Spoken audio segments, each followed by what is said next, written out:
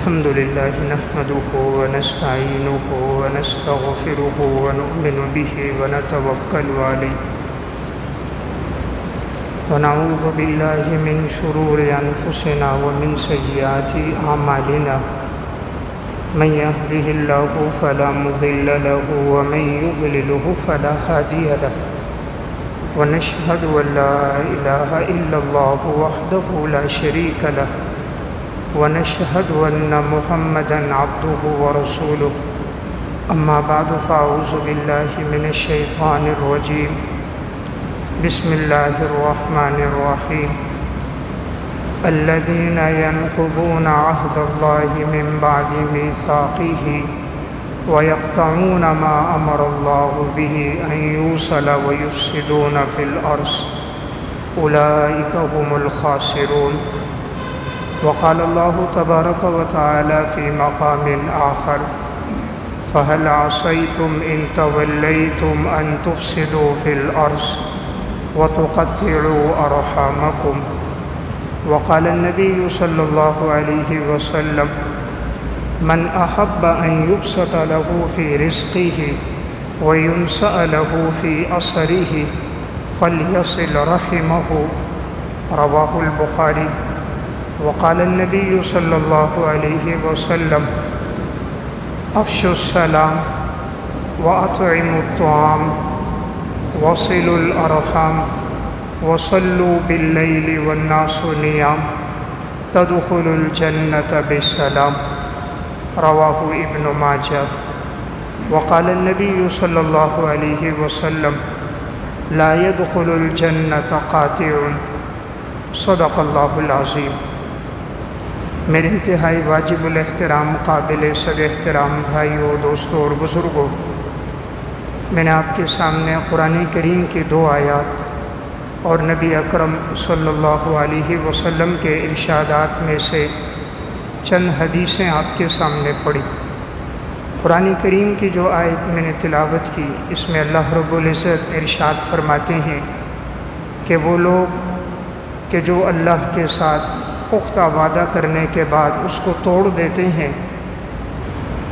اور جن کے بارے میں اللہ نے حکم دیا ہے کہ ان کے ساتھ تعلقات کو جوڑا جائے، وہ ان تعلقات کو توڑتے ہیں اور زمین میں یہ لوگ فساد کرتے ہیں، یہی لوگ خسارہ پانے والے ہیں، نقصان پانے والے ہیں. دوسری آیت میں ارشاد فرمایا پس تم لوگ کیا یہ امید رکھتے ہو کہ اگر تم روگردانی کرو اور زمین میں فساد کرو اور رشتوں و ناتوں کو تم توڑ دو تو گویا کیا تم عذاب سے بچ سکتے ہو؟ یعنی عذاب سے نہیں بچ سکتے. اور یہی وہ لوگ ہیں کہ اللہ نے ان کی آنکھوں پر پردے ڈال دیے ہیں اور ان کے دلوں پر اور کانوں پر اللہ نے مہر لگا دی ہے. حدیث میں نبی اکرم صلی اللہ علیہ وسلم نے ارشاد فرمایا من احب ان یبسط له فی رزقه وینسأ له فی اثره فلیصل رحمه. جو شخص چاہے کہ اللہ اس کے رزق میں کشادگی لائے اور اس کی عمر کو اللہ بڑھا دے، عمر میں اللہ برکت لائے، اسے چاہیے کہ وہ صلہ رحمی کو قائم کرے. دوسری حدیث میں نبی اکرم صلی اللہ علیہ وسلم نے ارشاد فرمایا، یہ روایت سنن ابن ماجہ کی ہے. حضرت عبداللہ بن سلام رضی اللہ تعالیٰ عنہ یہود کے بہت بڑے عالم تھے. جب آپ صلی اللہ علیہ وسلم مدینہ تشریف لائے، ان کو پتہ چلا تو یہ آپ صلی اللہ علیہ وسلم سے ملنے کے لیے آئے. فرماتے جب میں نے حضور کے چہرے کو دیکھا عرفت ان وجہہ لیس بوجہ کذاب، میں نے پہچان لیا ایسا خوبصورت چہرہ جھوٹوں کا نہیں ہو سکتا، کہ واقعی یہ اللہ کے سچے پیغمبر ہیں. فرماتے ہیں سب سے پہلی بات جو میں نے آپ صلی اللہ علیہ وسلم سے سنی، آپ نے ارشاد فرمایا یا ایھا الناس افشوا السلام واطعموا الطعام وصلوا الارحام وصلوا باللیل والناس نیام تدخلوا الجنة بسلام. آپ صلی اللہ علیہ وسلم نے 4 باتیں ارشاد فرمائیں. نمبر 1، سلام کو رواج دو، سلام کو پھیلاؤ. یعنی جو بھی مسلمان ہے اس کو سلام کرو، چاہے تم اسے جانتے ہو یا نہیں جانتے ہو، تمہارا اس سے تعارف ہے یا نہیں ہے، تمہارے خاندان اور قبیلے کا فرد ہے یا نہیں، جو بھی مسلمان ہے اس کو سلام کرو۔ دوسری بات آپ نے ارشاد فرمائی اور تم لوگوں کو کھانا کھلاؤ، یعنی جو ضرورت مند ہیں، مستحق ہیں، ایسے ضرورت مندوں کو کھانا کھلاؤ۔ تیسری بات آپ نے فرمائی اور تم صلہ رحمی کو قائم کرو۔ اور نمبر 4، تم رات کو اٹھ کر اس وقت نماز پڑھو جب سارے لوگ سوئے ہوئے ہوں، یعنی تہجد کی نماز کا اہتمام کرو۔ آپ نے فرمایا اگر یہ 4 باتیں تمہاری زندگی میں ہوں گی تو تدخل الجنت بسلام، تم بڑے اطمینان کے ساتھ، سلامتی کے ساتھ جنت میں داخل ہو جاؤ گے۔ تو اس حدیث میں آپ صلی اللہ علیہ وسلم نے جو 4 باتیں ارشاد فرمائیں ان میں بھی ایک بات ہے صلہ رحمی کو قائم کرو۔ تیسری حدیث میں نبی اکرم صلی اللہ علیہ وسلم نے فرمایا لا يدخل الجنت قاطع، قطع تعلقی کرنے والا جنت میں داخل نہیں ہوگا۔ صحیح بخاری کی یہ روایت ہے۔ رسول اللہ صلی اللہ علیہ وسلم نے ارشاد فرمایا انسان کے اعمال جب اوپر جاتے ہیں تو پیر کے دن اور جمعرات کے دن جنت کے دروازوں کو کھول دیا جاتا ہے اور انسان کے اعمال اوپر جاتے ہیں، لیکن 2 آدمیوں کے اعمال ایسے ہیں جو اللہ کے ہاں قبول نہیں ہوتے، باقی ہر ایک کا عمل قبول ہو جاتا ہے۔ نمبر 1 وہ انسان جو اللہ کے ساتھ کسی کو شریک ٹھہرائے یعنی مشرک ہو، اور نمبر 2 الا رجلا كانت بینہ وبین اخیہ شحنہ، اس کے اور اس کے بھائی کے درمیان میں بغض ہو، کینہ ہو، دل میں نفرت ہو، تو اس کے بارے میں حکم ہوتا ہے انظروا ھذین حتی یصطلحا، ان دونوں کو مہلت دو، چھوڑ دو انہیں یہاں تک کہ یہ صلح کر دیں۔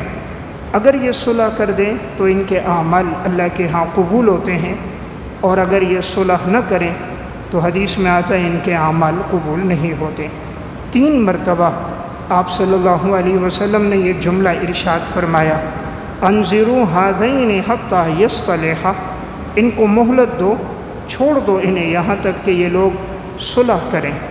تو معلوم ہوا اگر ایک آدمی قطع تعلقی کرتا ہے تو اس کے اعمال اللہ کے ہاں قبول نہیں ہوتے۔ نبی اکرم صلی اللہ علیہ وسلم نے ارشاد فرمایا من کان یؤمن باللہ والیوم الآخر فلیصل رحمہ، جو اللہ پر آخرت کے دن پر ایمان رکھتا ہو اسے چاہیے کہ وہ صلہ رحمی کو قائم کرے۔ صلہ رحمی کس کو کہتے ہیں؟ اس کا مطلب ہے کہ جو خونی رشتے ہیں انسان ان کو برقرار رکھے، یعنی جو عزیز و اقارب ہیں، رشتہ دار ہیں، چاہے وہ والد کی طرف سے ہوں، والدہ کی طرف سے ہوں، ایسے رشتے ناتوں کو باقی رکھنا، حسن سلوک کرنا، یہ صلہ رحمی کہلاتا ہے۔ اس کا مطلب ہے کہ اگر کوئی رشتہ داروں میں بیمار ہے اس کی عیادت کے لیے جانا، انتقال ہو جائے جنازے میں شرکت کرنا، ضرورت مند ہو تو اس کے ساتھ تعاون کرنا، کوئی بیوہ یتیم مساکین میں سے ہو ان کی ضرورتوں کو پورا کرنا، اسے کہتے ہیں صلہ رحمی۔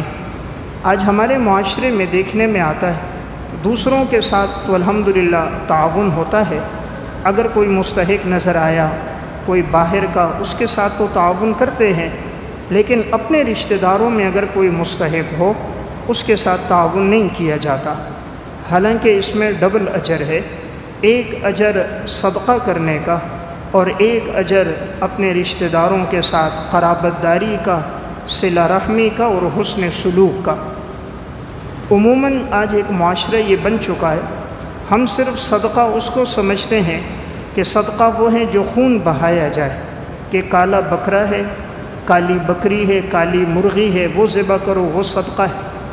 مکان بنا رہا ہے تو کہیں گے جی بنیادوں میں خون ڈالو، یا اگر کوئی پریشانی ہے تو کہیں گے بکرا ذبح کرو۔ شریعت نے اس کا حکم ہمیں نہیں دیا، شریعت نے کہا ہے صدقہ کرو۔ صدقہ عام ہے، چاہے وہ کسی کے ساتھ مالی تعاون کر کے ہو، کسی کی ضرورتوں کو پورا کر کے ہو، بے لباس کو لباس دے کر ہو، ضرورت مند کو چھت فراہم کر کے ہو، بیوہ مسکین یتیموں کی مستحقین کی ضروریات کو پورا کر کے ہو، اس کے لیے خون بہانا ضروری نہیں ہے۔ خون بہانا صرف قربانی میں ہے، وہاں شریعت کا حکم ہے کہ 10 ذی الحجہ کو انسان خون بہائے، 10، 11، 12 کو قربانی کرے، وہ عمل واجب ہے صاحب حیثیت آدمی پر۔ لیکن اس کے علاوہ اگر ایک آدمی کرتا ہے تو بہتر ہے، فقہاء کرام نے بھی لکھا ہے کہ بہتر ہے کہ وہ مستحق کو مال دے دے، تاکہ مستحق اپنی ضرورت خود پوری کرے۔ اس کو کھانے کی ضرورت ہے، علاج کی ضرورت ہے، بچوں کے تعلیمی سلسلے میں ضرورت ہے، اپنے اوپر قرض اتارنے کی ضرورت ہے، اپنی حاجات ضروریات کو پوری کرنے کی ضرورت ہے، بہتر ہے انسان اس کو نقدی مال دے۔ تو یہ جو ایک ذہن بنا کہ میں نے کالی بکری ہی کاٹنی ہے، اس کے علاوہ صدقہ نہیں ہوگا، یہ شریعت کا حکم نہیں ہے۔ شریعت نے ہمیں مطلق صدقہ کرنے کا کہا، اسے بکری کے ساتھ، گائے کے ساتھ یا مرغی کے ساتھ یا اس کی رنگت کے ساتھ اسے مقید نہیں کیا۔ دوسری بات میں عرض کر رہا ہوں کہ عموماً دیکھنے میں آ رہا ہے کہ ہم دائیں بائیں تو خرچ کرتے نظر آتے ہیں، لیکن اگر اپنا بھائی مستحق ہے، بھائی بھائی پہ خرچ نہیں کرتا، اپنی بہن مستحق ہے، اس کو نہیں دیتے، اپنا چچا، ماموں، اپنی خالہ، اپنی پھوپھی، اپنا دادا، نانا، نانی، سسرال مستحق ہیں، ان پہ خرچ نہیں کیا جاتا۔ شاید ہم یہ سمجھتے ہیں کہ اس میں ثواب نہیں ہے، حالانکہ یہاں ڈبل ثواب ہے۔ اگر وہ ضرورت مند ہے تو انسان اسے زکوٰۃ بھی دے سکتا ہے۔ زکوٰۃ صرف اصول فروع کو نہیں دی جا سکتی، یعنی باپ دادا پڑدادا، بیٹا پوتا پڑ پوتا، باقی نفلی صدقہ تو انسان ہر ایک کو دے سکتا ہے۔ اپنے عزیز و اقارب میں جو بھی ہو نفلی صدقہ خیرات میں ان کے ساتھ تعاون کیا جا سکتا ہے۔ حضرت ابو طلحہ انصاری رضی اللہ تعالیٰ عنہ حضور کے پاس آئے، صحیح بخاری کی روایت ہے، فرمایا یا رسول اللہ، قرآن کریم کی آیت نازل ہوئی ہے، لن تنالوا البر حتى تنفقوا مما تحبون، تم ہرگز نیکی کو نہیں پا سکتے یہاں تک کہ تم اپنی ایک پسندیدہ چیز اللہ کے راستے میں خرچ کرو۔ اس صحابی نے فرمایا یا رسول اللہ، مجھے سب سے زیادہ پسند مدینہ میں اپنا باغ ہے۔ یہ وہ باغ تھا جس میں 600 سے زائد درخت تھے کھجور کے، اور آپ صلی اللہ علیہ وسلم بھی کبھی اس باغ میں تشریف لاتے تھے، پانی پیتے، سائے میں بیٹھ جاتے۔ تو قرآن نے فرمایا جب پسندیدہ چیز خرچ کرو، فرمایا یا رسول اللہ مجھے سب سے زیادہ پسندیدہ یہ اپنا باغ ہے۔ اور مدینہ میں یہ سب سے قیمتی سرمایہ تھا۔ اس دور میں کھجور کی پیداوار اور کھجور کے باغات کسی کے پاس ہوں تو یہ بہت بڑا سرمایہ تھا۔ فرمایا یا رسول اللہ میں آپ کو گواہ بناتا ہوں، یہ میں نے اللہ کے نام پہ صدقہ کیا، آپ جہاں چاہیں اس کو خرچ کر دیں۔ آپ صلی اللہ علیہ وسلم نے فرمایا ابو طلحہ جاؤ اس کو اپنے عزیز و اقارب میں، اپنے رشتہ داروں میں، چچا زاد لوگوں میں خرچ کرو۔ تو حضرت ابو طلحہ گئے اور ان کو اپنے رشتہ داروں میں خرچ کیا، تو گویا اس پہ ڈبل اجر ہے۔ آپ نے فرمایا ایک صدقہ کرنے کا اور نمبر 2 صلہ رحمی کرنے کا۔ تو میں عرض کر رہا ہوں اپنے عزیز و اقارب میں اگر کوئی مستحق ہے تو ان پہ ساتھ صلہ رحمی کرنے کا شریعت نے بڑا حکم دیا۔ حضرت میمونہ رضی اللہ تعالیٰ عنہ نبی اکرم صلی اللہ علیہ وسلم کی گھر والی ہیں، صحیح بخاری کی روایت ہے، ان کی ایک باندی تھی، انہوں نے آزاد کر دی۔ آپ صلی اللہ علیہ وسلم جب ان کے ہاں آئے، حضور کو بتایا، آپ نے فرمایا کہ اگر تم یہ اپنے ننیال کو دے دیتی تو تمہیں اس پہ زیادہ اجر ملتا، یعنی ایک اجر صدقہ کرنے کا اور ایک اجر تمہیں صلہ رحمی کا ملتا اگر تم اپنے ننیال پر اس کو خرچ کر دیتی۔ یعنی آپ کا مقصد تھا کہ اگر تم اپنے رشتہ داروں پہ خرچ کرتی تو تمہیں اس پہ زیادہ ثواب ملتا۔ مجمع الزوائد میں علامہ ہیثمی رحمۃ اللہ علیہ نے روایت نقل کی ہے، حضرت جویریہ رضی اللہ تعالیٰ عنہ آپ صلی اللہ علیہ وسلم سے پوچھا یا رسول اللہ میرا غلام ہے، آپ کیا حکم دیتے ہیں، میں اس کے بارے میں اس کو آزاد کر دوں یا کس کو دے دوں؟ آپ نے فرمایا تم اپنے ماموں کو دے دو، تمہارے ماموں ضرورت مند ہیں، انہیں بکریاں چرانے کے لیے غلام کی ضرورت ہے، تم اس کو دے دو، اللہ تمہیں اس پر ڈبل اجر دے گا، یعنی ایک اجر صدقہ کرنے کا اور ایک اجر اپنے عزیز و اقارب کو دے کر صلہ رحمی کرنے کا۔ تو انہوں نے اپنا وہ غلام اپنے ماموں کو دے دیا۔ تو واقعہ سنانے کا مقصد آپ علیہ الصلوۃ والسلام نے متعدد مواقع پر اس بات کا حکم دیا کہ انسان اپنے عزیز و اقارب میں اگر مستحق ہیں تو خرچ کرے۔ مسند بزار میں اور کشف الاستار عن مسند البزار میں واقع ہے، جب مکہ میں قحط سالی آئی، لوگوں کے پاس کھانے پینے کے لیے کچھ نہ رہا، لوگ مجبور ہو گئے، حالات ایسے آئے کہ مردار کھانے پر بھی مجبور ہو گئے۔ اللہ رب العزت نے آپ صلی اللہ علیہ وسلم کو اس وقت وسعت دی تھی۔ ام المومنین حضرت خدیجہ رضی اللہ تعالیٰ عنہ کا کاروبار تھا جس کی وجہ سے مالی وسعت تھی، تو آپ صلی اللہ علیہ وسلم نے اپنے چچا حضرت عباس سے فرمایا کہ ہم ابو طالب کے پاس جاتے ہیں، اس وقت ان کے حالات تنگ دستی کے ہیں اور ان کے پاس ان کے بیٹے ہیں، ایک بیٹے کی پرورش میں کرتا ہوں، ایک کی آپ کریں تاکہ ان کے اوپر جو بوجھ ہے وہ کم ہو جائے۔ تو آپ صلی اللہ علیہ وسلم اور آپ کے چچا حضرت عباس رضی اللہ تعالیٰ عنہ ابو طالب کے پاس گئے اور کہا کہ آپ دیکھ رہے ہیں حالات کہ تنگ دستی زیادہ ہے، قحط سالی بڑھ چکی ہے، لوگوں کے پاس کھانے پینے کے لیے کچھ نہیں، آپ ایسا کیجئے اپنا ایک بیٹا مجھے دیجئے، اس کی رکھوالی میں کروں گا، ضرورتوں کو میں پورا کروں گا۔ تو انہوں نے اپنا بیٹا حضرت علی رضی اللہ تعالیٰ عنہ آپ صلی اللہ علیہ وسلم کو دیا۔ تو حضرت علی رضی اللہ تعالیٰ عنہ بچپن سے آپ صلی اللہ علیہ وسلم کے پاس رہے اور آپ ہی ان کی ضروریات کو پورا کرتے رہے، اور یہی بچوں میں سب سے پہلے ایمان لے کر آئے۔ اور حضرت عباس رضی اللہ تعالیٰ عنہ نے حضرت جعفر کو اپنے پاس لیا کہ میں اس کی پرورش اور اس کی خدمت اور ضروریات کو پورا کروں گا۔ تو حضرت عباس رضی اللہ تعالیٰ عنہ پورا کرتے رہے، یہاں تک کہ حضرت جعفر رضی اللہ تعالیٰ عنہ نے حبشہ کی طرف ہجرت کی۔ تو واقعہ سنانے کا میرا مقصد یہ ہے کہ آپ صلی اللہ علیہ وسلم نے دیکھا کہ آپ کے چچا اس وقت ضرورت مند ہیں اور بچے ان کے پاس ہیں اور ان کی ضروریات پورا کرنا ان کے لیے مشکل ہوگا، تو آپ نے ایک بچے کی پرورش اپنے ذمے لی اور ایک کی پرورش آپ کے چچا نے اپنے ذمے لی۔ تو میں عرض کر رہا ہوں شریعت کا حکم صلہ رحمی کا ہے کہ اگر عزیز و اقارب میں کوئی مستحق ہو ان کے ساتھ تعاون کیا جائے تو شریعت نے اس پہ ڈبل اجر رکھا ہے۔ صحیح بخاری کی روایت ہے، حضرت اسماء رضی اللہ تعالیٰ عنہ حضرت ابو بکر صدیق رضی اللہ تعالیٰ عنہ کی بیٹی ہیں، ان کی والدہ ابھی مسلمان نہیں ہوئی تھی، تو ایک دفعہ والدہ ان کے پاس آئیں، ان سے کچھ تعاون کا کہا، تو انہوں نے آپ صلی اللہ علیہ وسلم کے پاس گئیں، حضور سے پوچھا یا رسول اللہ میری والدہ تو فی الحال غیر مسلم ہیں لیکن مجھے امید ہے انشاءاللہ آگے جا کر یہ ایمان لے آئیں گی، آپ کا کیا خیال ہے کہ میں ان کے ساتھ صلہ رحمی کروں، تعاون کروں؟ ہیں تو وہ غیر مسلم۔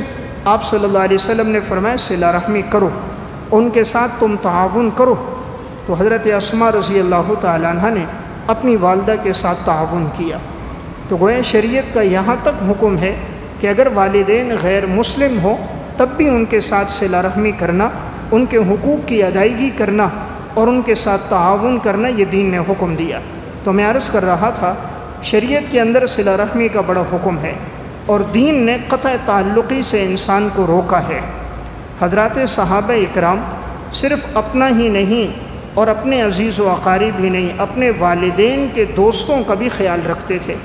صحیح مسلم کی روایت ہے، عبداللہ ابن عمر رضی اللہ تعالیٰ عنہ راستے میں جا رہے ہیں، ان کے ساتھ ان کے شاگرد موجود ہیں عبداللہ بن دینار، فرماتے ہیں راستے میں ایک اعرابی نظر آئے، حضرت عبداللہ ابن عمر رضی اللہ تعالیٰ عنہ نے اس دیہاتی کو دیکھ کر سواری سے نیچے اترے، اس سے ملاقات کی، مصافحہ ہوا، معانقہ ہوا اور بڑی ہی خوشدلی کے ساتھ اس کے ساتھ پیش آئے اور اپنے سر سے امامہ اتار کر اس دیہاتی کے سر پہ رکھا اور اپنی قیمتی سواری اس کو عطا کر دی اور بڑا اکرام کیا، بڑے احترام کے ساتھ اسے سواری پر بٹھا کر اسے رخصت کیا۔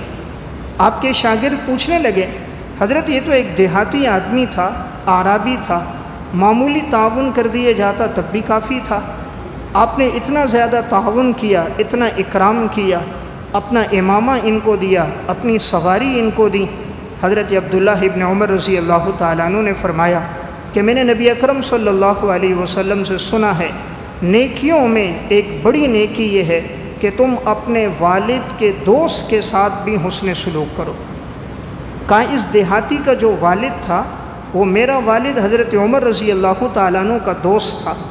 حضرت عمر کی اور اس دیہاتی کے والد کے آپس میں دوستی تھی، تعلق تھا، آنا جانا تھا، تو یہ میرے والد کے دوست کا بیٹا ہے، اور شریعت کا حکم ہے والد کے دوستوں کی بھی رعایت رکھو، تو میں ان کی بھی رعایت رکھتا ہوں، ان کی اولاد کی بھی رعایت رکھتا ہوں۔ یعنی حضرات سلف میں اتنا اہتمام تھا صلہ رحمی کا کہ وہ صرف والد کے دوست کا نہیں، دوست کی اولاد کا بھی وہ لوگ لحاظ رکھتے تھے۔ تو میں عرض کر رہا ہوں آج ایک دور مفاد کا ایسا آ گیا، ہر آدمی صرف اپنے لیے سوچ رہا ہے، اپنی ضرورتوں کو اپنی اولاد کے لیے سوچتا ہے، دوسرے کا نقصان ہو اسے اس کی کوئی فکر نہیں ہوتی، عزیز و اقارب سے قطع تعلقی ہو اسے اس کی کوئی فکر نہیں ہوتی۔ عموماً انسان آج اگر تعاون ہے بھی دوسروں کے ساتھ کرتا نظر آتا ہے، اپنے عزیز و اقارب میں مستحق ہو ان کے ساتھ کرتا نظر نہیں آتا، اور اکثر قطع تعلقی کے گناہ میں مبتلا ہوتے ہیں کہ بھائی ہے بھائی سے ناراض ہے، بھائی ہے بہن سے ناراض ہے۔ آج کتنے ہیں جو معاذ اللہ اپنے والدین سے ناراض ہیں، آج کتنے ہیں کہ جو اپنے عزیز و اقارب سے ناراض ہیں، چچا بھتیجے سے ناراض ہے، پھوپھی اپنے بھائی سے ناراض ہے، بھانجوں کا اپنی خالہ کے ہاں آنا جانا نہیں ہے، عرصہ دراز گزر جاتا ہے ایک دوسرے کو سلام نہیں کرتے، راستے میں آ جائیں بھائی بھائی سے منہ موڑ کے اعراض کر کے چلا جاتا ہے۔ حالانکہ شریعت نے یہاں تک فرمایا، نبی اکرم صلی اللہ علیہ وسلم نے فرمایا لا يحل لأحد ان يهجر اخاه فوق ثلاث فمن هجر فوق ثلاث فمات دخل النار۔ کسی مسلمان کے لیے حلال نہیں وہ اپنے رشتہ داروں سے 3 دن سے زیادہ قطع تعلقی کرے، اگر وہ 3 دن سے زیادہ قطع تعلقی کرے اور اس حال میں اسے موت آ جائے، آپ نے فرمایا جہنم میں داخل ہوگا۔ 3 دن سے زیادہ اگر کوئی اپنے بھائی سے ناراض ہے، اپنی بہن سے ناراض ہے، اپنی پھوپھی اور خالہ سے ناراض ہے، امام الانبیاء سرکار دو عالم تاجدار مدینہ جناب رسول اللہ صلی اللہ علیہ وسلم فرماتے ہیں فمات دخل النار، اس حال میں اسے موت آ گئی یہ جہنم میں جائے گا۔ نبی اکرم صلی اللہ علیہ وسلم نے فرمایا لا يدخل الجنت قاطع، قطع تعلقی کرنے والا جنت میں داخل نہیں ہوگا، قطع تعلقی کرنے والا جنت میں داخل نہیں ہوگا۔ سورج کا مغرب سے نکل جانا ممکن ہے، پیغمبر کی زبان سے جھوٹ کا نکل جانا محال ہے، ناممکن ہے۔ پیغمبر کا ہر جملہ وحی ہے، قرآن فرما رہا ہے وما ينطق عن الهوى ان هو الا وحی یوحی، آپ صلی اللہ علیہ وسلم خواہشات سے بات نہیں کرتے، آپ جو بھی بات کرتے ہیں وہ وحی سے بات کرتے ہیں۔ تو دیکھیں آج صرف اس وجہ سے بھائی بھائی سے ناراض ہے، اپنے رشتہ دار سے ناراض ہے کہ میری ناک کٹتی ہے، میں اگر اس سے ملنے جاؤں گا، میں سلام کروں گا، میری ناک کٹے گی۔ او بھائی تیری ناک کی کوئی حیثیت نہیں، اللہ کے حکم کی حیثیت ہے، تیری برادری قبیلے خاندان کی کوئی حیثیت نہیں، پیغمبر کے فرمان کی حیثیت ہے۔ ہم سب سے پہلے مسلمان ہیں، کسی قبیلے اور خاندان کے فرد بعد میں، لیکن قومیت لسانیت اتنی آ گئی، رسم و رواج اتنا بڑھ گیا، اچھے اچھے نمازی لوگ 5 وقت کے نمازی، صف اول کے نمازی قطع تعلقی کے گناہ میں مبتلا۔ کسی کو حدیث سناؤ، پیغمبر کا ارشاد سناؤ، وہ ٹس سے مس نہیں ہوتا۔ صحابہ کا کیا ایمان تھا، حضور سے بات سنتے تھے، عمل کرتے تھے۔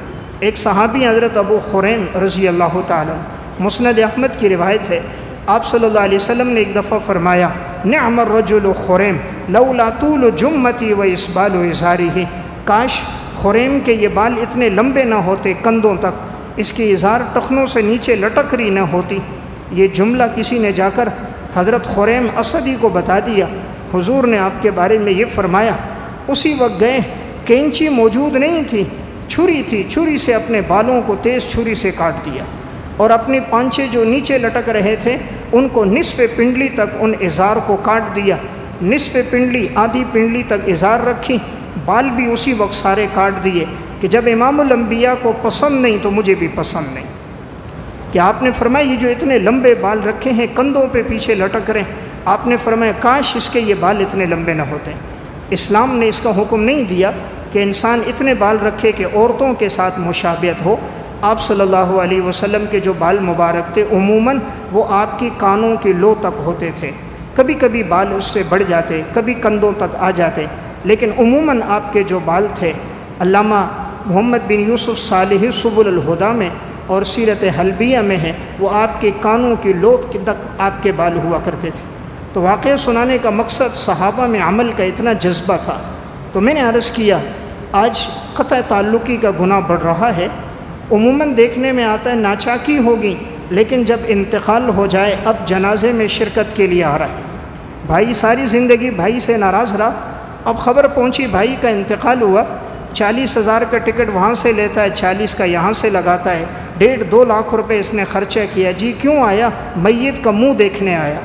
اگر یہ 2 لاکھ روپے تو اس کو زندگی میں دے دیتا، وہ اپنا علاج کروا دیتا، وہ اپنی ضروریات کو پورا کر دیتا. تو یہ 2 لاکھ صرف لوگوں کو دکھلانے کے لیے لگائیں، لوگوں کو بتانے کے لیے. خدا کی رضا اس میں نہیں ہے، نہ شریعت کا حکم ہے. یہ خرچ کرنا تھا، سہارا بننا تھا، زندگی میں سہارا بنے، زندگی میں دوسروں کا کندھا بنے. دوسرے زندگی میں کندھا نہیں دیتے. بہن ہے محتاج ہے، بھائی ہے محتاج ہے، چچا ہے محتاج ہے، ضرورت مند ہے، وہاں کوئی خرچ نہیں کرے گا. پھر لوگوں کو بتانے کے لیے دنیا سے جانے کے بعد پھر انسان عموماً کرتا دھرتا نظر آتا ہے. آج خیرات ہے، آج اتنا خرچ کر رہا ہوں، اتنا دے رہا ہوں. زندگی میں تو نے کتنا دیا تھا اسے؟ وہ ضرورت مند تھا، مستحق تھا. اس لیے میں نے عرض کیا آج دین پیچھے ہے، ہماری رسم و رواج آگے ہے. آج شریعت کا حکم پیچھے ہے، ہماری خواہشات آگے ہیں. جہاں مسلمان دین کو مقدم رکھتا تھا وہ دیکھتا تھا لوگ بھلے ناراض ہوں، اللہ کا حکم نہ ٹوٹے. تو میں نے عرض کیا سلف میں صلہ رحمی کا بڑا اہتمام تھا. آج ایک دوسرے سے ناراض ہے، معمولی صرف بچوں میں لڑائی ہوئی، بھائی بھائی سے ناراض ہے. ایک نے واقعہ بتایا، کہا جی ہمارے بھائیوں میں لڑائی ہوئی، ناچاکی ہوئی، کس وجہ سے؟ کہا جی بچے آپس میں لڑ گئے تھے، 13 سال ہو گئے، ایک بھائی دوسرے بھائی سے ناراض ہے. بھائی بھائی سے ملنے کے لیے نہیں جا رہا، بچوں کی لڑائی کی وجہ سے. حالانکہ سلف میں اتنی بات تھی، ان لوگوں سے بڑا بڑا جرم ہو جاتا اگر غلاموں سے وہ معاف کر دیتے. ایک واقعہ احیاء علوم الدین میں اور رسالۃ القشیریہ میں، حضرت احنف بن قیس سے کسی نے پوچھا آپ نے تحمل مزاجی اور برداشت کس سے سیکھی؟ انہوں نے کہا میں نے قیس ابن مسلم سے سیکھی. کہا قیس بن مسلم کون ہے؟ فرمایا کہ وہ انسان ہے کہ ایک دفعہ ان کی باندی نے ایک گرم سیخ لی اور اس میں گوشت لگا کر تندور پہ اس کو خوب پکایا. تو جب وہ گوشت پک گیا، اب وہ گرم گرم سیخ لائی گئی، ساتھ شوربہ بھی اس کے ہاتھوں میں تھا. تو گرم شوربہ بھی ہاتھ میں ہے اور وہ گرم سیخ جس پر گوشت بھونا ہوا ہے وہ بھی ہاتھ میں ہے. جب وہ خادمہ لے کر آئی تو کہیں آگے آ کر اس کا پاؤں کسی چیز کے اندر الجھ گیا اور وہ گرم شوربہ اور وہ سیخ نیچے ایک چھوٹا بچہ تھا اس کے اوپر گر گئی. شوربہ بھی گر گیا اور گرم سیخ بھی گر گئی تو وہ بچے کا جسم جھلس گیا اور اسی موقع پر وہ جھلس کے مر گیا. باندی پہ کپ کپی طاری ہو گئی، آنکھوں سے آنسو بہنے لگ گئے، ڈر گئی کہ میرے ہاتھ سے ایک بچہ اور وہ بھی آقا کا بچہ مارا گیا، تو اب تو میری خیر نہیں ہے، مجھے تو اس کے بدلے میں قتل کر دیں گے. حضرت قیس بن عاصم رحمۃ اللہ علیہ نے اپنی خادمہ کی طرف نگاہ اٹھائی تو اس پہ کپ کپی طاری تھی، آنسو بہہ رہے تھے. فرمایا پریشان نہ ہو، غلطی سے ہوا، جہاں میں نے تجھے اللہ کی رضا کے لیے معاف بھی کیا اور اللہ کی خاطر میں نے تجھے آزاد بھی کیا. اپنے ہاتھوں کے سامنے اپنا بچہ جھلستا دیکھ کر، اپنے آنکھوں کے سامنے اپنے بچے کو گرم شوربہ گرتے دیکھ کر، وہ بھی نوکر کے ہاتھ سے، بیٹے کے ہاتھ سے نہیں، خادمہ کے ہاتھ سے. انسان تو نوکر پہ زیادہ غصہ نکالتا ہے نا، پھر اگر وہ ہو بھی نوکرانی عورت تو اور غصہ نکالتا ہے، کیونکہ بلڈ پریشر تو کمزور پہ ہائی ہوتا ہے. یہ تو سمجھدار ہے، یہ طاقتور پہ تو ہائی نہیں ہوتا. لیکن کیا سلف کی زندگی تھی، آنکھوں کے سامنے بچے کو جرستہ دیکھ کر خادمہ کو معاف کر دیا. تو جب وہ لوگ قاتل کو معاف کر سکتے تھے، ہم 10 روپے 100 روپے پہ لڑائی جھگڑے پہ والے کو معاف نہیں کر سکتے، کسی نے گالی دے دی اسے معاف نہیں کر سکتے. تو آج کا معاشرہ ایسا بنا، میں نے عرض کیا صلہ رحمی ختم ہوتی جا رہی ہے، قطع تعلقی کا گناہ بڑھ رہا ہے. حضرات سلف کی زندگی کیسی تھی؟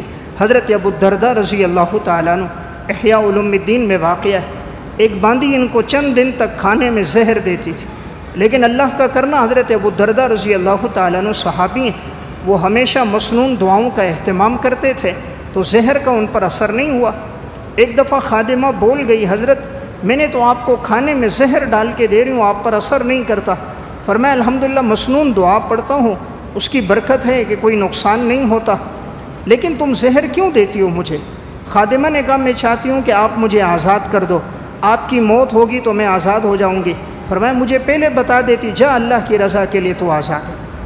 آزاد کر دیا، بدلہ بھی نہیں لیا کہ تم نے اتنے دن مجھے کھانے میں زہر دی، کوئی بدلہ نہیں لیا۔ فرمایا مجھے پہلے بتا دیتی تم آزاد ہونا چاہتی ہو، جاؤ اللہ کی رضا کے لیے آزاد ہو۔ تو میں عرض کر رہا ہوں حضرات سلف میں اتنا اہتمام تھا عفو درگزر اور معافی کا۔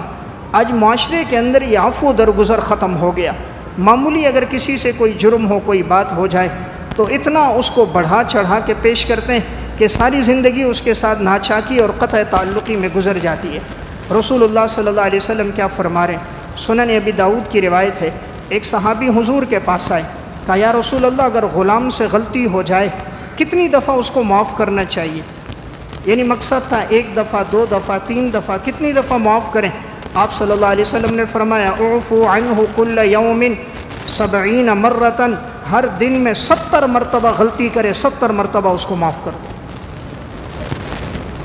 دن میں 70 مرتبہ تمہارا غلام غلطی کرے، تم 70 مرتبہ اس کو معاف کر دو۔ یہ ہے عفو درگزر۔ ہم گالی دینے والے کو معاف نہیں کرتے۔ گاڑی اس نے میری گاڑی سے آگے کیوں کر دی؟ وہ لائن میں مجھ سے آگے کیوں لگ گیا؟ روٹی لے رہا تھا، یہ کیوں مجھ سے آگے بڑھ گیا؟ پچھلے سال ایک جگہ میں نے دیکھا ایک ساتھی کا نمبر پیچھے تھا، وہ آگے ہو گیا، جھگڑا ہو گیا، اس نے پتھر اٹھا کر اس کو مارا، سر پہ لگا، 4 ٹانکے آ گئے، صرف اتنی سی بات میں کہ لائن میں لگیں، روٹی کی لائن ہے، یہ مجھ سے آگے کیوں ہوا؟ اس کا نمبر پیچھے تھا۔ تو آج مسلمان میں برداشت نہیں ہے، معمولی معمولی باتوں میں جھگڑا، لڑائی جھگڑا اتنا آگے بڑھ جاتا ہے، طول پکڑ لیتا ہے، زندگی بھر قطع تعلقی میں گزر جاتی ہے۔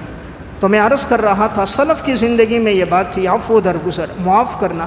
تو اگر کسی رشتہ دار سے کوئی بات ہو بھی انسان اللہ کے لیے معاف کرے، یا کوئی کہیں اس کے پاس کوئی کام کر رہے ہیں مزدور، کوئی غلطی ہو گئی اللہ کے لیے معاف کر دے۔ آج اگر مزدور 2 دن نہ آئے، 3 دن نہ آئے، کبھی تاخیر ہو جائے، ماں بہن کی گالیاں اس کو دے دی جاتی ہیں، اگلے دن نوکری سے نکال دیتے ہیں کہ تم 2 دن نہیں آئے۔ یہی مسجد کا ایک نمازی مجھے بتانے لگا، مفتی صاحب مجھے بخار تھا، چکن گونیا کی بیمار تھا، 3 دن نوکری پہ نہیں جا سکا، حالانکہ اس نے اطلاع بھی دی کہ مجھے بخار تھا۔ 4تھے دن جب گیا تو انہوں نے اس کو نکال دیا، کہا بھی ایسا مزدور ہمیں نہیں چاہیے، 3 دن ہو گئے تو انہیں چھٹی کی، حالانکہ معلوم ہے وبا پھیلی ہے، بخار ہے۔ تو آج انسان ایک فرعون بن گیا ہے، وہ دوسروں کی ضرورتوں کو نہیں سمجھتا، دوسروں کی پریشانیوں کا احساس نہیں ہوتا۔ ایک کو زخم ہو گیا، خود اس سے فیکٹری کا مالک کہہ رہے تو چھٹی کر، چھٹی کرتا ہے، 4 دن بعد اس کی مزدوری کاٹ دیتا ہے، اگلے مہینے سے تنخواہ کم کر دیتے ہیں۔ کیا یہ بیماری ہمارے اوپر نہیں آئے گی؟ کیا یہ امراض پریشانیوں سے ہم محفوظ ہیں؟ یہ تو اللہ کی آزمائش ہے، کبھی اللہ دولت دے کر آزماتا ہے، کبھی لے کر آزماتا ہے۔ وَلَقَدْ فَتَنَّا الَّذِينَ مِن قَبْلِهِمْ فَلَيَعْلَمَنَّ اللَّهُ الَّذِينَ صَدَقُوا وَلَيَعْلَمَنَّ الْكَاذِبِينَ۔ ہم دیکھتے ہیں سچے لوگ کون ہیں، جھوٹے لوگ کون ہیں۔ الَّذِي خَلَقَ الْمَوْتَ وَالْحَيَاةَ لِيَبْلُوَكُمْ أَيُّكُمْ أَحْسَنُ عَمَلًا۔ ہم نے موت اور زندگی اس لیے رکھی، ہم دیکھیں گے بہترین عمل کر کے کون آتا ہے۔ صحیح مسلم کی روایت ہے، حضرت ابو مسعود انصاری رضی اللہ تعالیٰ عنہ کہتے ہیں میں نے اپنے غلام کو ایک تھپڑ مارا، تو میرا غلام رو رہا تھا، اتنے میں پیچھے سے آپ صلی اللہ علیہ وسلم آ رہے تھے، مجھے پتہ نہیں تھا۔ حضرت ابو مسعود انصاری کہتے ہیں میں نے آواز سنی، اعلم ابا مسعود، اعلم ابا مسعود، ابو مسعود جان لو، ابو مسعود جان لو۔ فرماتے میں نے پیچھے مڑ کے دیکھا تو رسول اللہ صلی اللہ علیہ وسلم تھے۔ آپ صلی اللہ علیہ وسلم نے فرمایا اعلم ابا مسعود ان اللہ اقدر علیک منک علی ھذا الغلام، جتنا تو اپنے اس غلام پہ قدرت رکھتا ہے اس سے کئی گنا زیادہ طاقت تیرا رب تیرے اوپر رکھتا ہے۔ جتنا تجھے اس غلام پر طاقت ہے تیرے رب کو اس سے کئی گنا زیادہ طاقت تیرے رب کو تیرے اوپر ہے۔ جب تیرا رب تجھے معاف کرتا ہے تو اس کو کیوں نہیں معاف کرتا؟ حضرت ابو مسعود انصاری نے فرمایا یا رسول اللہ آج کے بعد کسی غلام کو نہیں ماروں گا، قسم کھائی آج کے بعد کسی کو نہیں ماروں گا۔ فرمایا یا رسول اللہ یہ غلام اللہ کی رضا کے لیے آزاد ہے۔ آپ نے فرمایا اگر تو اس کو آزاد نہ کرتا جہنم کی آگ تجھے جھلسا دیتی۔ تو دیکھیں ایک تھپڑ مارا ہے، امام الانبیاء صلی اللہ علیہ وسلم کے چہرے کا رنگ تبدیل ہو گیا، کیوں تم نے ایسا اس کے ساتھ کیا؟ آپ دنیا سے جا رہے ہیں، 2 باتوں کی وصیت فرما رہے ہیں، الصلاۃ وما ملکت ایمانکم، نماز قائم کرنا، نمبر 2 اپنے غلاموں کے ساتھ، نوکروں کے ساتھ اچھا سلوک کرنا، ماتحتوں کے ساتھ اچھا سلوک کرنا۔ صحیح بخاری کی روایت ہے، حضرت ابو ذر غفاری رضی اللہ تعالیٰ عنہ آ رہے تھے، جو لباس انہوں نے پہنا ہے وہی لباس غلام نے پہنا ہے، جو قیمتی لباس خود وہ غلام نے، جو جوتیاں خود پہنی وہ غلام کو پہنائی ہوئی۔ راستے میں کوئی ملا، کہا کہ یہ کون ہے؟ کیا آپ کا بھائی ہے؟ کہا نہیں، میرا غلام ہے۔ کہا آپ نے تو اس کو وہی لباس پہنایا جو آپ نے خود پہنا، ایسا کیوں کیا؟ فرمایا میں نے رسول اللہ صلی اللہ علیہ وسلم سے سنا ہے، آپ صلی اللہ علیہ وسلم نے فرمایا یہ غلام تمہارے ماتحت تمہارے بھائی ہیں، جو تم کھاؤ ان کو بھی کھلاؤ، جو تم پہنو ان کو بھی پہناؤ، ان پر ایسا بوجھ نہ ڈالو جس کی یہ طاقت نہ رکھیں۔ اس دن کے بعد حضرت ابو ذر غفاری جو کپڑے خود پہنتے تھے غلام کو بھی وہی پہناتے تھے، جو لباس خود پہنتے، جوتیاں پہنتے، غلام کو بھی وہی پہناتے تھے۔ یعنی اندازہ کریں سلف نے اپنی زندگی کس طرح گزاری ہے۔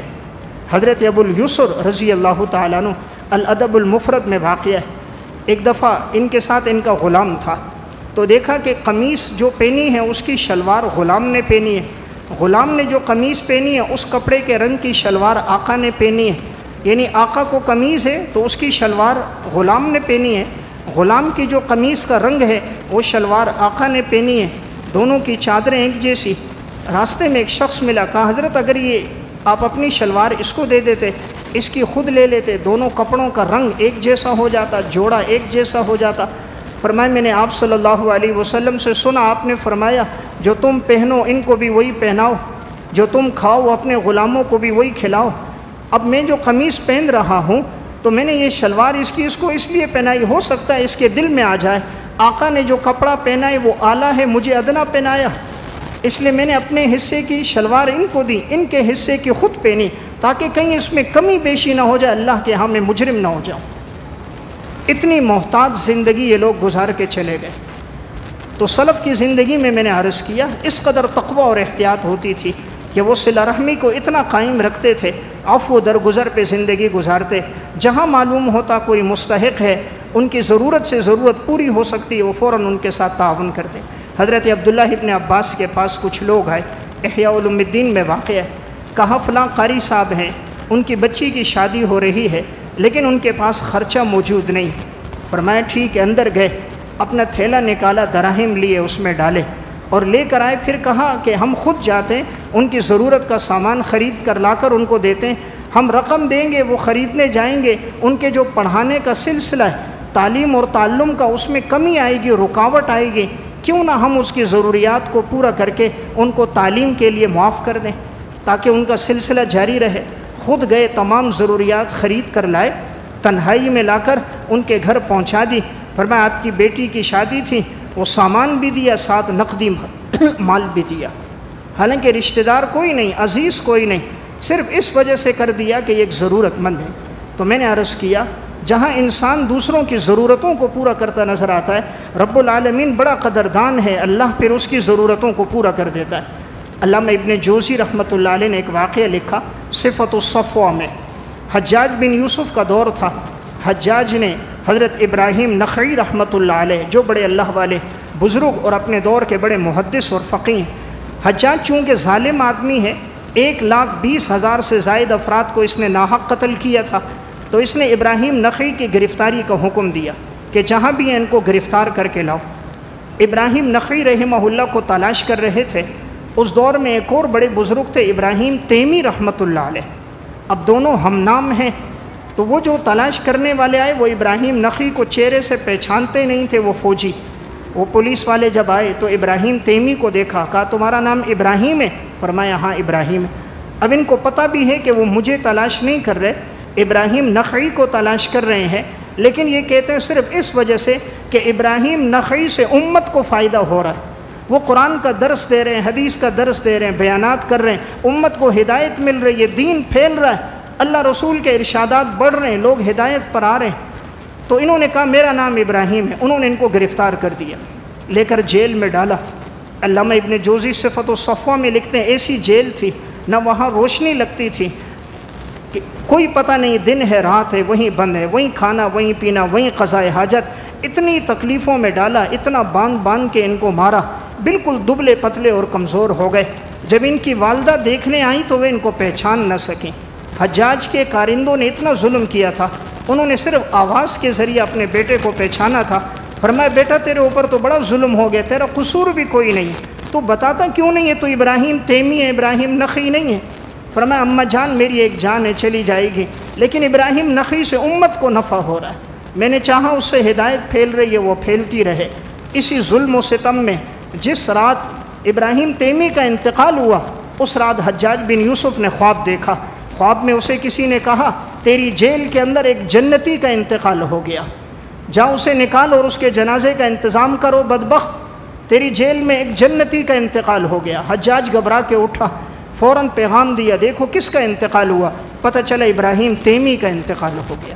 پھر جب جنازہ لایا گیا تو خلق خدا جنازے میں شریک تھے، یعنی وہ لوگ تھے کہ جو باوجود یہ کہ ان کی تلاش نہیں ہے، لیکن صرف اس وجہ سے کہ میری جان جاتی ہے چلی جائے، میرے بھائی کو نفع پہنچ جائے، اس کو فائدہ پہنچے اور اس کے ذریعے امت کو نفع پہنچے، اللہ نے ایسے ہی لوگوں کو عزتیں عطا فرمائی تھی۔ اس لیے میں نے ایک بات رکھی، جب صلہ رحمی قائم ہوتی ہیں، تعلقات قائم ہوتے ہیں، اللہ سے تعلق مضبوط ہوتا ہے، رب العالمین یوں انتظام فرما دیتا ہے۔ امام احمد ابن حنبل کی کتاب ہے الزہد، اس میں انہوں نے واقعہ لکھا، حضرت صفوان بن محرز رحمۃ اللہ علیہ کا بھتیجا عبداللہ بن زیاد نے اس کو گرفتار کر دیا۔ ساتھیوں نے بڑی کوشش کی رہائی کے لیے، ہر ممکنہ کوشش، عبداللہ بن زیاد نے اس کو رہا نہ کیا، قید و بند کی صعوبتیں گزار رہا تھا، بڑا ظلم ہو رہا تھا۔ حضرت صفوان بن محرز کو پتہ چلا، رات کو اٹھے اور دعا کی کہ اے اللہ تو میرے اس بھتیجے کو آزاد کر دے، بہت تکلیف میں ہے، پریشانیوں میں۔ صفوان بن محرز اللہ سے مانگتے رہے، دعا کرتے رہے۔ سب سے طاقتور ذات تو اللہ کی ذات ہے، آج ہمیں اللہ سب سے آخر میں یاد آتا ہے، باقی سب کوششیں کرتے ہیں، اللہ کی طرف رجوع نہیں کرتے۔ صفوان بن محرز ادھر رات کو اٹھ کر رو رہے، اللہ سے مانگ رہے، یا اللہ میرے بھتیجے کو آزاد کر دے۔ روتے روتے ان کی آنکھ لگ گئی، سو گئے۔ خواب میں دیکھتے ہیں کوئی ان سے کہتا ہے صفوان اٹھو، اب 2 رکعت نماز پڑھو اور اللہ سے دعا کرو۔ صفوان بن محرز رحمۃ اللہ علیہ کہتے ہیں میں اٹھا، دوبارہ وضو کیا، 2 رکعت نماز پڑھی، یا اللہ میرا بھتیجا ظلم و ستم میں ہے، مولا کریم اسے رہائی عطا فرما۔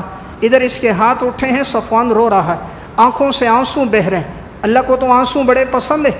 ادھر عبداللہ بن زیاد سویا ہوا ہے، اس نے خواب دیکھا، خواب میں اسے کہا فوراً اٹھو اور صفوان کے بھتیجے کو فوراً رہا کرو۔ اس نے اچانک کوئی ایسا خواب دیکھا، گھبرا کر اٹھ گیا، اپنے چوکیدار کو بلایا، نوکروں کو بلایا کہ جاؤ اسی وقت اس کو آزاد کرو، مجھے ساتھ لے کے چلو۔ دیا جلایا اور جیل خانے کے اندر گیا۔ صفوان بن محرز کا بھتیجا بھی لیٹا ہوا تھا، تلاش کر کے اس کو اٹھایا، کہا جا میں نے تجھے اللہ کے لیے آزاد کیا۔ دروازہ کھولا اور اس کو رہا کر دیا۔ ادھر صفوان اپنے گھر میں مصلے پر دعا کر رہے ہیں، اسے کوئی پتہ نہیں، اللہ سے مانگ رہے ہیں یا اللہ بھتیجے کو رہائی عطا فرما۔ ادھر آنسو گر رہے ہیں، تھوڑا وقت گزرا، دروازے پر دستک ہوئی، دروازہ کھولنے گئے تو دیکھا بھتیجا سامنے کھڑا ہے۔ پوچھا بھتیجے کس نے آزاد کیا؟ فرمایا میرے بارے میں تو حکم تھا اس کو قتل کر دو، لیکن پتہ نہیں کیا ہوا، راتوں رات عبداللہ بن زیاد کا مائنڈ تبدیل ہو گیا اور وہ آدھی رات کو اٹھ کر آیا، خود میرے پاس آیا، نوکر کو ساتھ لے کر مجھے تلاش کیا، دروازہ کھولا، خرچہ بھی دیا اور عزت سے رہا کر دیا۔ مجھے بات سمجھ نہیں آ رہی آخر کیوں آزاد کیا؟ صفوان نے کہا بیٹا ہوں تو بڑا گناہ گار، لیکن آج آدھی رات اللہ کے سامنے رویا تھا اور اللہ نے تیری رہائی کے اسباب پیدا کر دی۔ تو اللہ ایسی طاقتور ذات ہے، ایسی قادر ذات ہے، اس لیے میں نے عرض کیا جب اللہ کی طرف رجوع ہو اللہ کی فوراً مدد سامنے آتی ہے۔ اللہ ہم سب کو عمل کی توفیق عطا فرمائے۔